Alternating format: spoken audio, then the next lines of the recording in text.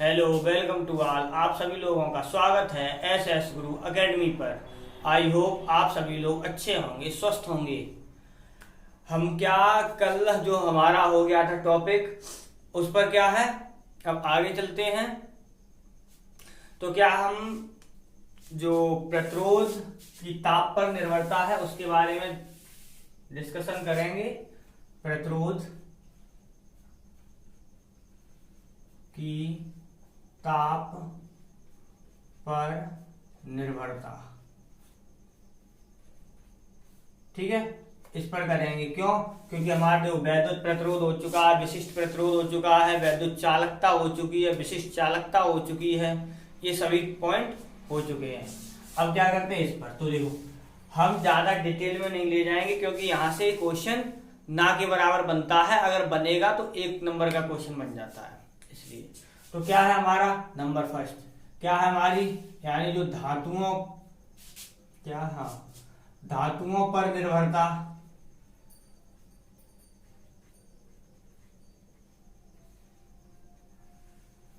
ठीक है, ताप पर निर्भरता यानी प्रतिरोध की ताप पर निर्भर, धातुओं के लिए ऐसे करते हैं। धातुओं के लिए, धातुओं के लिए क्या होता है, तो देखो धातुओं के लिए क्या होता है, हमारा जो प्रतिरोध ताप गुणांक होता है, जो हमारा निकलता है, क्या आता है हमारा, अल्फा बराबर, क्या, हाँ, ऐसे लिख दे रहे हैं हम, आर टी बराबर R0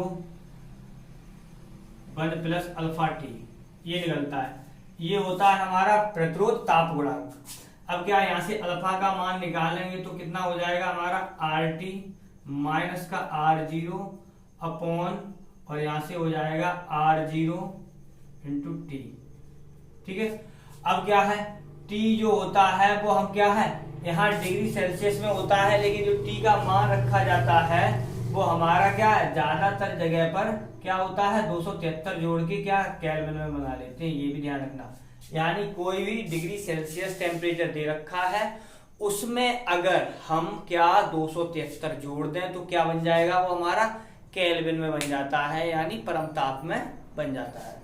ठीक है, तो ये होता है हमारा क्या, प्रतिरोध ताप गुणांक। धातुओं के लिए क्या होता है, धातुओं के लिए प्रतिरोध ताप गुणांक का मान होता है वो धनात्मक होता है। प्रतिरोध ताप गुणांक का मान धातुओं के लिए धनात्मक होता है, पहली बात। दूसरी बात क्या है, जब हम ताप बढ़ाते हैं, धातुओं का जब ताप बढ़ाया जाता है तो क्या होता है, ताप बढ़ाने पर इनका प्रतिरोध बढ़ने लगता है, इनका प्रतिरोध बढ़ने लगता है। क्यों? क्योंकि उसमें क्या होते हैं, धातुओं में मुक्त इलेक्ट्रॉन होते हैं, और क्या होता है, Vrms, ये प्रोपोर्शनल टी, यानी मुक्त इलेक्ट्रॉन जो वेग गति करते हैं उनका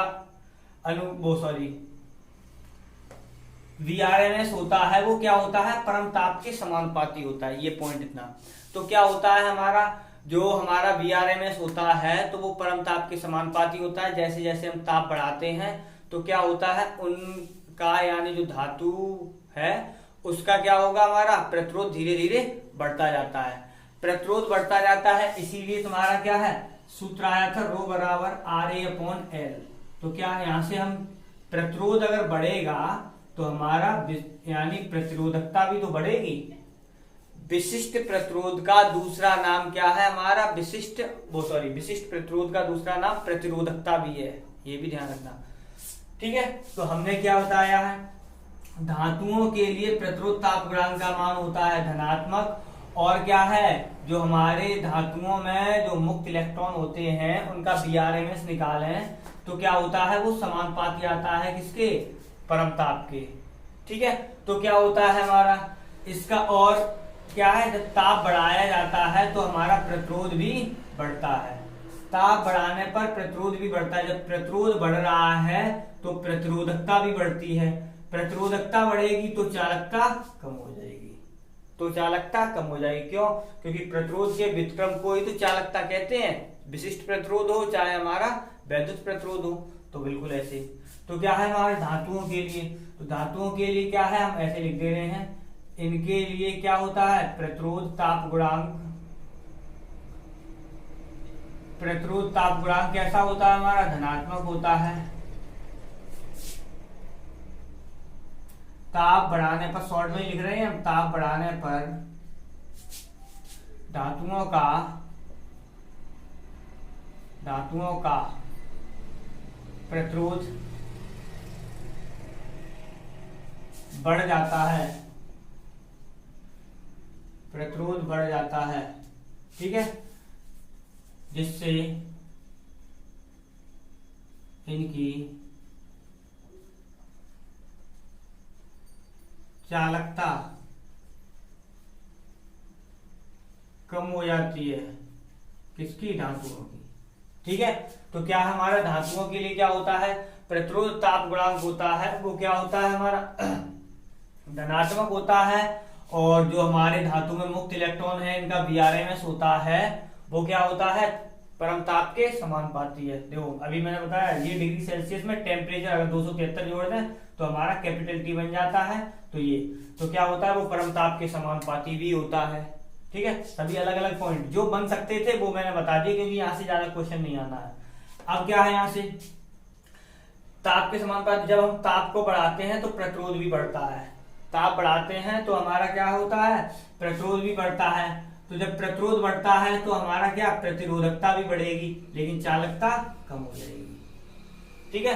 प्रतिरोध बढ़ जाता है जिससे इनकी चालकता कम हो जाती है, यानी प्रतिरोध, और ये ध्यान रखना प्रतिरोधकता भी हमारी बढ़ जाती है।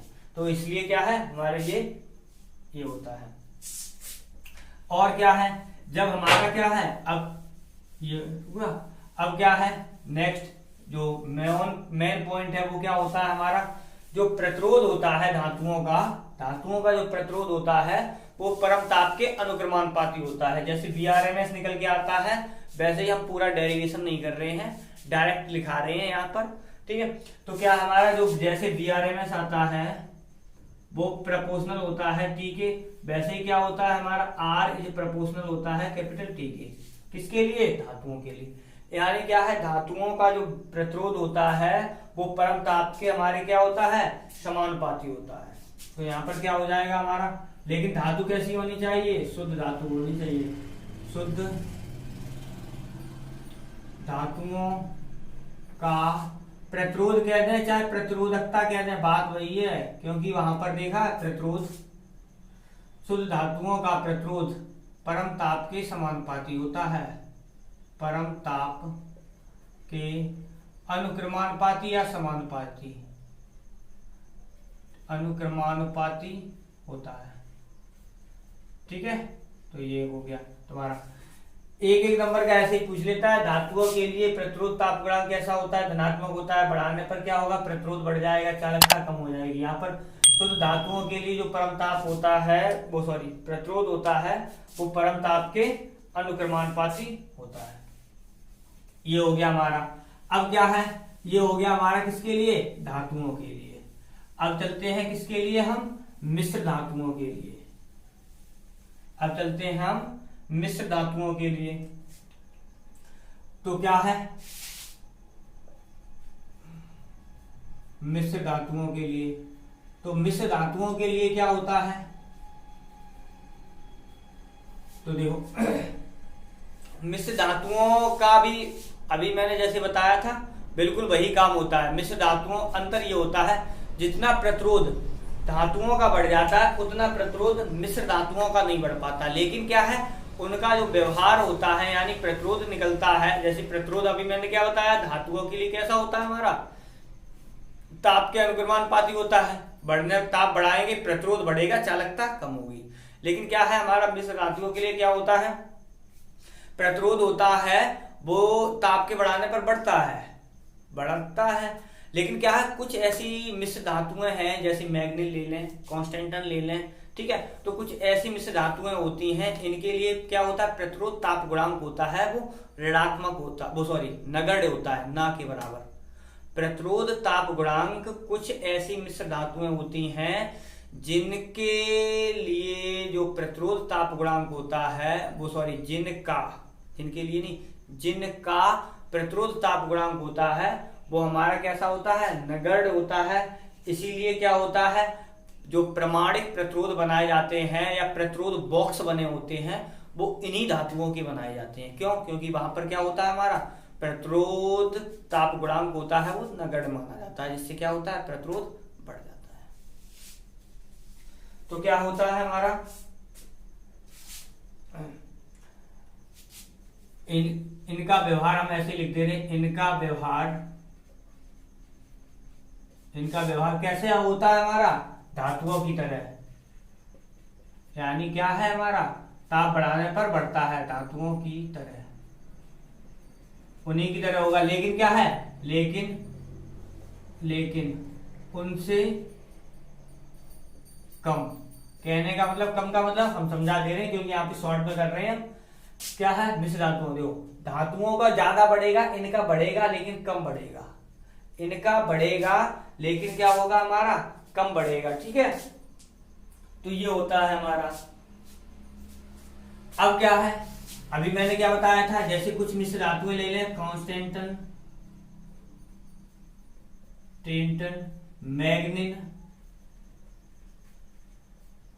ठीक है, तो क्या होता है ये ऐसी मिश्र धातुएं होती हैं, इन पर क्या होता है ताप का जो प्रभाव होता है वो कम होता है। इन पर जो ताप का प्रभाव होता है, पर ताप का प्रभाव कम होता है,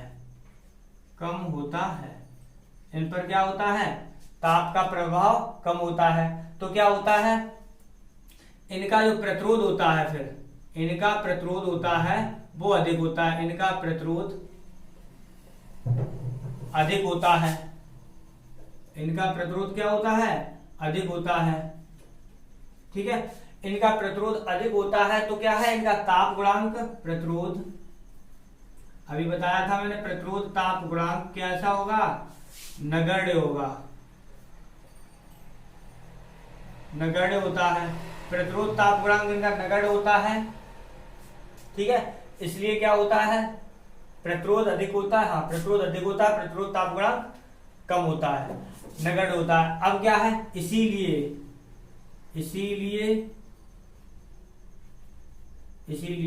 क्या होता है हमारा प्रमाणिक प्रतिरोध होते हैं, प्रमाणिक प्रतिरोध। ठीक है, और प्रतिरोध बॉक्स क्या है इन्हीं के बनाए जाते हैं, किन कहना इन्हीं के बने होते हैं, बनाए जाते हैं। तो क्या है हमारा जो हमारी मिश्र धातुएं होती हैं इनका प्रतिरोध ताप गुणांक, कुछ ऐसी मिश्र धातुएं हैं जैसे हमारा कांस्टेंटन ले लो, मैग्नीन ले लो। ठीक है, तो क्या होता है इनमें क्या होता है हमारा प्रतिरोध ताप गुणांक होता है इनका नगण्य होता है, प्रतिरोध ताप गुणांक नगण्य होता है, प्रतिरोध ज्यादा होता है। इसीलिए क्या होता है हमारे जो प्रतिरोध बॉक्स या प्रमाणिक प्रतिरोध बनाए जाते हैं वो किसके बनाए जाते हैं, इन्हीं के मिश्र धातुओं के बनाए जाते हैं। ठीक है, ये हुआ, ये हो गया। अब क्या करेंगे, ये हो गया हमारा मिश्र धातुओं पर। अब चलते हैं हम क्या,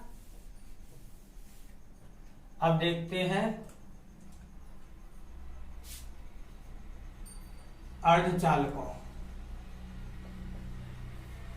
के लिए। अर्धचालकों के लिए किया तो अर्धचालकों के लिए क्या होगा, तो देखो इनका क्या है हम शॉर्ट में बता देते चल रहे हैं। फिर इनका जो प्रतिरोध ताप गुणांक होता है, प्रतिरोध ताप गुणांक वो होता है नेगेटिव। इनका प्रतिरोध ताप गुणांक कैसा होता है नेगेटिव होता है। कहने का मतलब क्या है इन पर धातुओं की तुलना में उल्टा व्यवहार होगा। वहां पर देखो जब वहां धनात्मक हो रहा था तो क्या हो रहा था हमारा, तो क्या हो रहा था क्या ताप बढ़ा रहे तो प्रतिरोध बढ़ता था, प्रतिरोधकता बढ़ती थी लेकिन चालकता कम हो रही थी। यहाँ पर क्या होगा हमारा धातुओं के ठीक विपरीत होगा, हम ताप बढ़ाएंगे क्योंकि क्या है प्रतिरोध ताप गुणांक वहां धनात्मक था यहाँ ऋणात्मक, विपरीत हो गया तो यहाँ व्यवहार भी तो विपरीत हो जाएगा। ठीक है, तो क्या हुआ उसी के अनुसार, यानी क्या है हमारा ताप बढ़ाएंगे प्रतिरोध घटेगा चालकता बढ़ जाएगी। ठीक है, तो क्या है हमारा हम ऐसे लिख रहे हैं ताप बढ़ाने पर प्रतिरोध वहां क्या हो रहा था हमारा बढ़ रहा था, यहां पर घट जाएगा, प्रतिरोध घट जाएगा तो क्या है चालकता बढ़ जाएगी। जाती है। और क्यों बढ़ जाती है इसका भी रीजन, ये घटता है ये बढ़ती है, क्यों बढ़ती है इसका रीजन होता है मुक्त इलेक्ट्रॉनों की संख्या जो होती है हमारी एकांक आयतन में, जहां पर हमने n लिया था, यानी तुम्हारा r बराबर आता है ml/n e²a²। यहाँ पर जो n होता है प्रति एकांक आयतन में मुक्त इलेक्ट्रॉनों की संख्या होती है, वो क्या होती है यहाँ पर कम होती है। ठीक है, क्योंकि ये क्या है हमारा अर्धचालक ही तो है, धातुओं में सबसे ज्यादा मुक्त इलेक्ट्रॉनों की संख्या होती है, परावैद्युत में तो ना के बराबर होती ही नहीं है, बहुत कम ना के बराबर मानी जाती है, इसलिए उसे क्या है ना ही मानते हैं। ठीक है, और इसमें क्या होता है अर्धचालकों में इनकी चालकता वैसे देखा जाए तो, हाँ ये भी ध्यान रखना, वैसे देखा जाए तो क्या होगी हमारी, अगर क्या है हमारा देखो, अगर हम अचालक ले लें तो क्या इनकी चालकता अचालकों से तो ज्यादा है लेकिन हमारी चालकों से कम होती है, यानी ये बीच में होते हैं, ये अर्धचालक होते हैं वो बीच में माने जाते हैं। ठीक है, ऐसे भी आ सकता है कि ऐसे ही दे दिया यानी उसे अवरोही क्रम में या आरोही क्रम में लिखो तो सबसे ज्यादा चालकता हमारी धातुओं की है, उसके बाद है हमारी अधातुओं की, इसके बाद आएगी हमारी अर्धधातुओं की, इसके बाद आएगी अचालकों उसकी अचालक की, यानी चालक, फिर आएगा हमारा अर्धचालक, फिर आएगा अचालक। ठीक है, इस प्रकार से ये हो गया। अब क्या है अर्धचालक हो गया। अब जो नेक्स्ट हेडिंग है वो अच्छी है, वो क्या है हमारी अतिचालकता, सुपर कंडक्टिविटी। क्या है हमारी अतिचालकता। अतिचालकता क्या होती है तो देखो, कुछ ऐसे पदार्थ होते हैं, यानी क्या है कुछ पदार्थों में कुछ पदार्थ होते हैं, देखना पॉइंट क्या, कुछ पदार्थ होते हैं जिनमें क्या होता है हमारा प्रतिरोध और ताप, प्रतिरोध और ताप, इनके बीच में एक अजीब सा रिलेशन देखने को मिलता है, एक अजीब सा व्यवहार देखने को मिलता है। तो क्या होता है, जैसे हम क्या करते हैं, जब किसी पदार्थ को धीरे धीरे ठंडा किया जाता है, ठंडा करते हैं, तो ये पहले तो धातुओं की तरह धीरे धीरे धीरे धीरे धीरे धीरे ठंडा होगा, लेकिन क्या है एक निश्चित ताप से नीचे पहुंचने पर, ठंडा करने पर एक निश्चित ताप से नीचे ठंडा और जैसे ही होगा वैसे क्या होता है, इसकी प्रतिरोधकता होती है वो एकदम शून्य हो जाती है। कहने का मतलब क्या है, जब हम क्या करते हैं, जैसे जैसे हम ताप घटाते हैं धातुओं की तरह इसका प्रतिरोधकता धीरे धीरे कम होती है, लेकिन क्या एक निश्चित ताप से नीचे जैसे ही ठंडा हुआ, क्योंकि हम ताप घटा रहे हैं तो ठंडा तो हो ही रहा है, एक निश्चित ताप से नीचे जैसे ही पहुंचेगा वैसे क्या होती है, इसकी जो प्रतिरोधकता होती है वो एकदम शून्य हो जाती है, एकदम शून्य हो जाती है। तो यही घटना कहलाती है हमारी क्या, अतिचालकता कहलाती है। और ऐसे पदार्थों को कहा जाता है अतिचालक पदार्थ कहा जाता है। और जिस ताप पर, एक निश्चित ताप से जैसे नीचे ठंडा करेंगे आगे, जैसे नीचे होगा वैसे क्या इस निश्चित ताप को क्या कहा जाता है, जिस ताप पर हमारी क्या है प्रतिरोधकता शून्य हो जाती है, उस ताप को कहा जाता है संक्रमण ताप। उस ताप को क्या कहते हैं, संक्रमण ताप कहते हैं। ठीक, तो क्या है हमारा, यहां से लिखते हैं,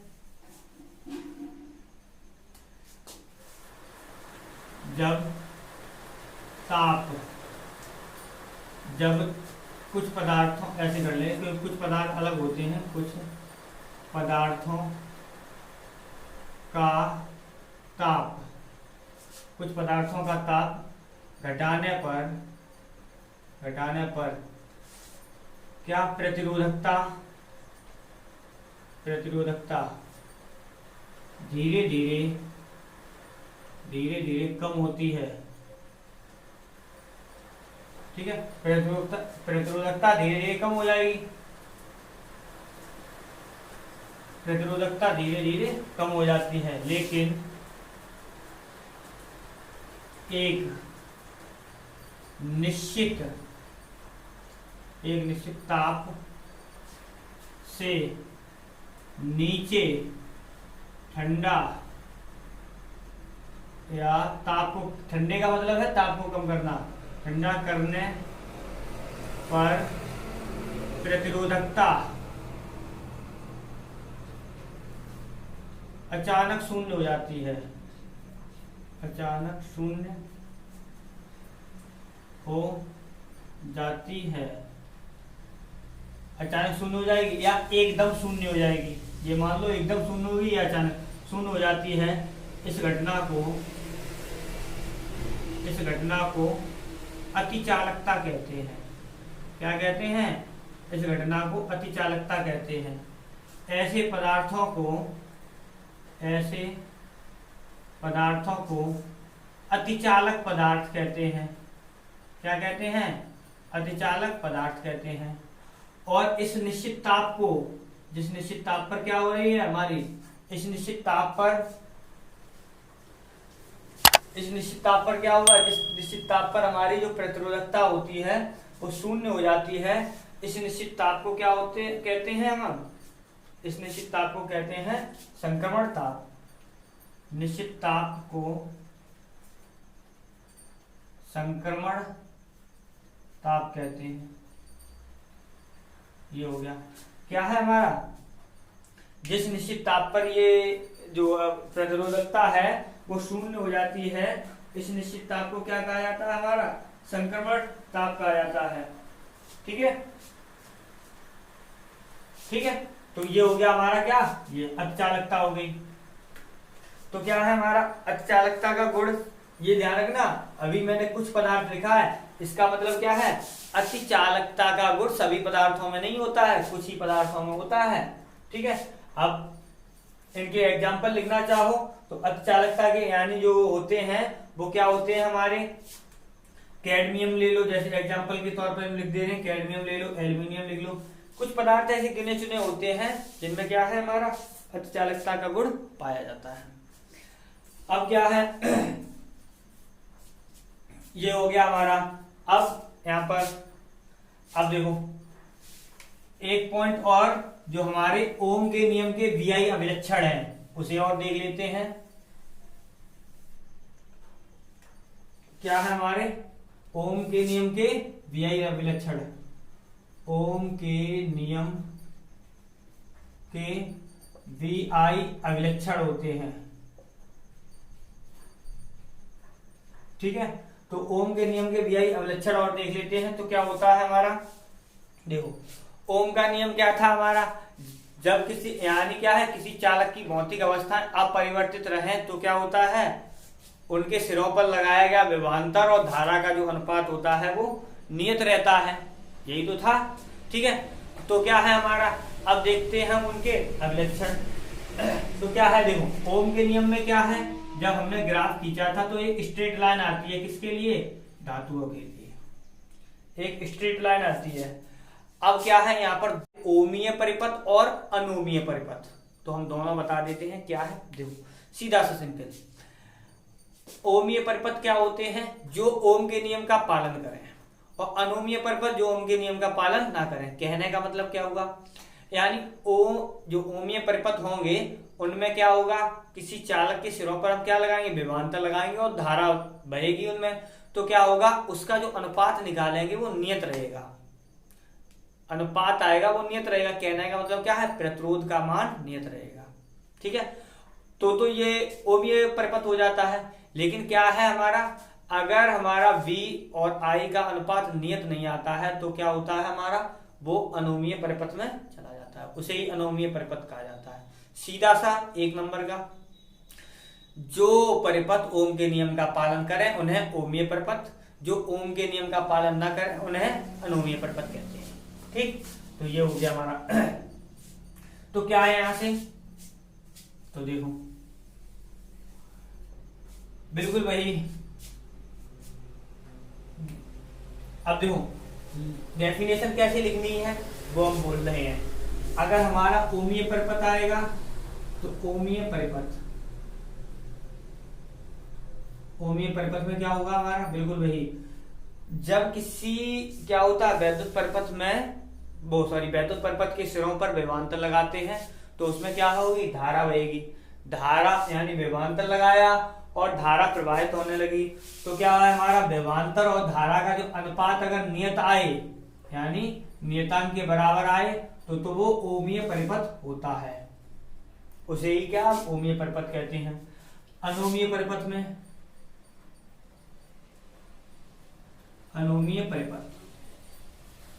अनुमीय परिपथ में क्या होता है, अगर किसी परिपथ के सिरों पर विभवांतर लगाया और उसका जो धारा बही उसका अनुपात अगर क्या है प्रतिरोध के बराबर ना आए, कहने का मतलब नियत ना रहे, बदलता रहे, विभवांतर बदल रहे हैं तो ये भी बदलता रहे, तो वो क्या होता है हमारा अनुमीय परिपथ होता है। ठीक है, तो अब क्या ये हो गया। अब पहले पॉइंट पर आते हैं हम। तो क्या होता है हमारा ओम के नियम में क्या होता है, हम सिरों पर लगाते हैं क्या विभवांतर और धारा बहती है।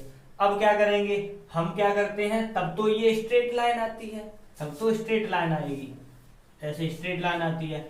अब क्या है हमारा, जब धीरे धीरे हम क्या करते हैं विभवांतर को बढ़ाते हैं, विभवांतर को बढ़ाते हैं और क्या करते हैं धातु की बजाय वहां पर क्या ले लेते हैं, एक ले लेते हैं बल्ब, एक बल्ब ले लेते हैं। तो क्या होता है जब हम विभवांतर विभिन्न विभवांतरों पर बल्ब लगाकर विभिन्न विभवांतरों पर क्या करते हैं धारा प्रवाहित करते हैं उसमें, तो क्या होता है हमारा प्रारंभ में जब धारा का मान कम होता है, जब प्रारंभ में धारा का मान कम होता है तो क्या होता है, तो ये स्ट्रेट लाइन आती है जब धारा का मान कम होता है। लेकिन क्या जैसे जैसे हम विभवांतर बढ़ाते हैं, बढ़ाते जाते हैं, तो क्या होता है हमारा धारा का मान बढ़ जाता है। जब धारा का मान बढ़ जाता है तो क्या होता है, ये स्ट्रेट लाइन सीधी लाइन नहीं रहती है, फिर वो बदल जाती है, फिर वो बदल जाती है।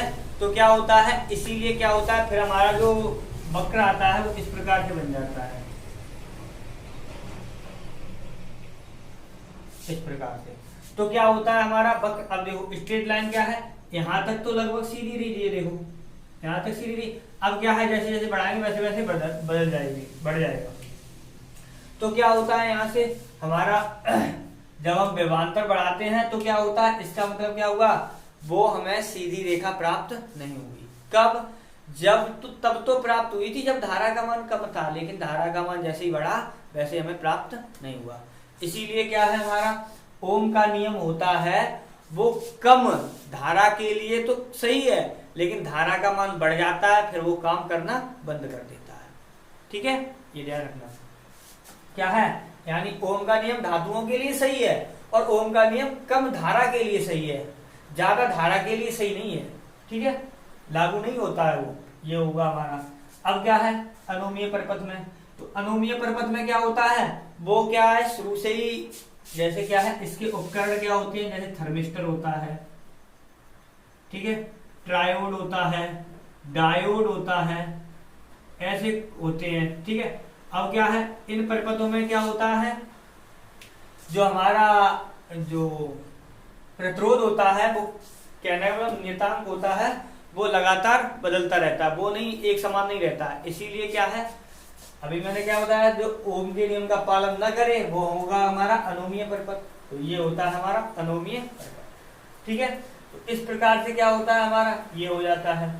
अगर कहीं गत्यात्मक प्रतिरोध आ जाए, अगर गत्यात्मक प्रतिरोध आ जाए तो क्या होता है हमारा अनुमीय परिपथ के किसी खंड के, अनुमीय परिपथ के किसी खंड के छोटे से विभवांतर यानी खंड है उसमें, उसके विभवांतर में अगर हम डेल्टा भी परिवर्तन कर दें, कहने का मतलब थोड़ा सा परिवर्तन कर दें, तो क्या होता है उसकी धारा में भी परिवर्तन हो जाए, डेल्टा आई का, उसकी धारा में डेल्टा आई का परिवर्तन हो जाए, तो इनका जो अनुपात निकलता है वो गत्यात्मक प्रतिरोध कहलाता है। वो क्या कहलाता है, गत्यात्मक प्रतिरोध कहलाता है। क्या बताया मैंने, किसी अनुमीय परिपथ के किसी खंड के सिरों के विभवांतर में कितना डेल्टा भी परिवर्तन कर दें तो उसमें कितनी डेल्टा आई का परिवर्तन हो जाए, तो इसका जो अनुपात होता है वही क्या कहलाता है हमारा गत्यात्मक प्रतिरोध कहलाता है। ठीक है, तो ये हो गया। अब क्या है आज के लिए इतना ही रखते हैं, आज के लिए इतना ही रखते हैं। अगर वीडियो पसंद आ रही तो वीडियो को लाइक करें, चैनल पर नए आए हो तो चैनल को सब्सक्राइब करें और अपने दोस्तों के साथ शेयर करें। बाय।